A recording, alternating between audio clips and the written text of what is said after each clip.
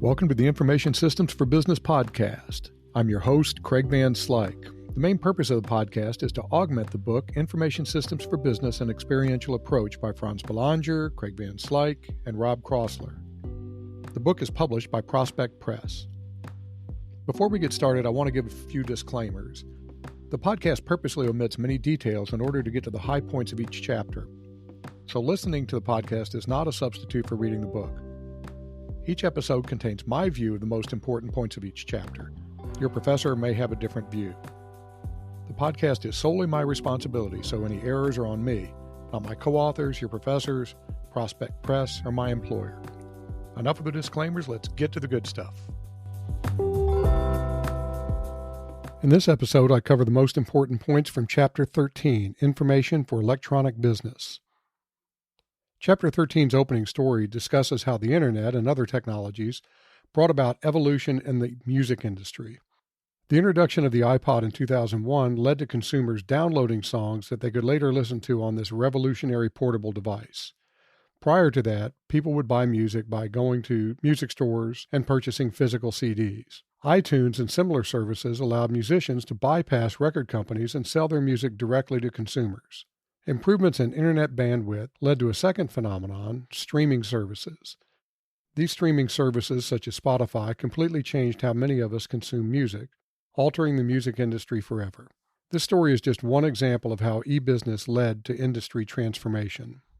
Chapter 13 explores some of the ways the internet and associated technologies have changed the way business is carried out. To an extent, these changes are sometimes hard to perceive because we're just so used to conducting business online. After the focusing story, Chapter 13 describes what we mean by e-business and discusses some different types of e-business. Note that e-business and e-commerce are typically used interchangeably. Technically, e-commerce pertains to transactions such as buying a product.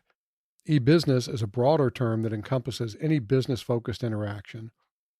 So in the chapter, we use e-business because it's a more inclusive term, but in real life, it really doesn't matter which one you use. Next, Chapter 13 covers e-business models, which concern how businesses make money. This is followed by a discussion of the technical and social factors that have enabled e-business. After this, the chapter describes some important impacts of e-business, followed by a brief discussion of design and e-business. Business-to-business, or B2B e-business, is discussed next. Chapter 13 closes with a brief discussion of how e-business is affecting how governments provide services to their citizens. Here are the main points from Chapter 13. E-business, which is an electronic means of conducting business interactions, has transformed how business is conducted to an extent that the old ways seem almost laughable. Back in the day, it was unusual to use a credit card. We paid for things with cash. How often do you use cash? I'd imagine you don't use it very often. E-business allowed us to move from carrying cash around to using a card or now our phones to pay for everyday purchases. This is just one of the many transformations brought about by e-business.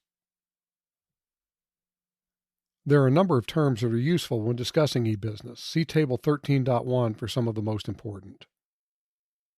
We can divide the various types of e-business into 4 categories based on what types of entities are interacting. Business to consumer, or B2C, involves interactions between businesses and consumers, as the name implies. An example is when you buy some batteries or something from Amazon. Business to business involves 2 businesses interacting online. For example, when Walmart electronically places an order with one of its vendors. Consumer to consumer e-business is when you buy something from an individual on eBay. And then finally, government to constituent or government to citizen e-business involves citizens interacting with the government. For example, you might renew your driver's license online. There are many different types of e-business models. A business model is how a company generates revenue. Some important e-business models include online retailing, content providing, social media, and e-business infrastructure providers. See Table 13.3 for more examples and details. Both technological and social factors have helped enable e-business. Technology enablers include graphical user interfaces. Believe it or not, in the early days of the internet, we had to type text commands to do things. And high-speed internet access, which allows downloading of large files such as videos. A less visible but critical technology enabler is interoperability, which is the ability of different types of systems to communicate and interact. Because of the Internet's interoperability, it doesn't matter whether you use a PC or a Mac when you visit Amazon.com. Interoperability is also an important behind-the-scenes factor in e-business, since it allows providers to use many different types of operating systems, web servers, etc. Critical mass is a key social enabler of e-business. Basically, critical mass means that there are enough buyers to sustain the business of sellers and enough sellers to attract buyers to the Internet. Seems almost silly today, but in the early days of e-business, many online business efforts failed because they didn't achieve critical mass. Network effects are also important. Network effects means that every new member to a network adds value to that network. Think about a social media platform. It's not much good if there's only one user. But each new user makes the platform more valuable, which attracts more users who bring more value to the platform, and so on. Figure 13.1 shows an example of how this works.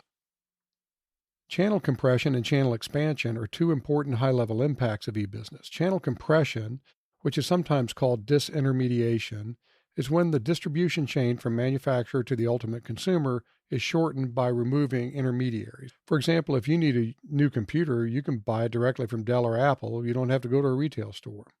Channel expansion is the opposite. It's the addition of intermediaries. Kayak.com is a good example. It doesn't sell airline flights, but it pulls flight schedules and prices from many sources and presents them in a useful way. Real estate websites such as Zillow and Trulia are also good examples of intermediaries that did not exist before e-business.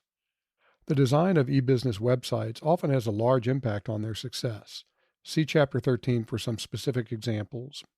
Most of us are used to B2C or business-to-consumer e-business. However, business-to-business e-business is actually a much larger market.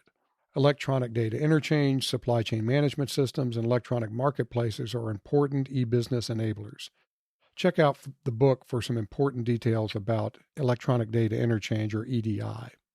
Search engine optimization involves improving the visibility of web pages on search engines such as Google or DuckDuckGo, or even Bing.